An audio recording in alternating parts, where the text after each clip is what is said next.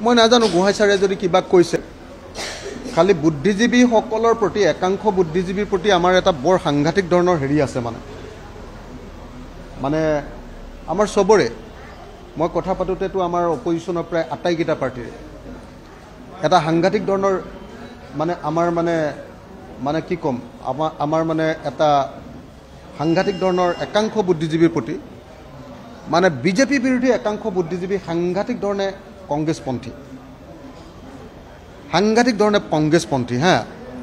সেইকাৰণে মনটো অলপ বেয়া লাগে যে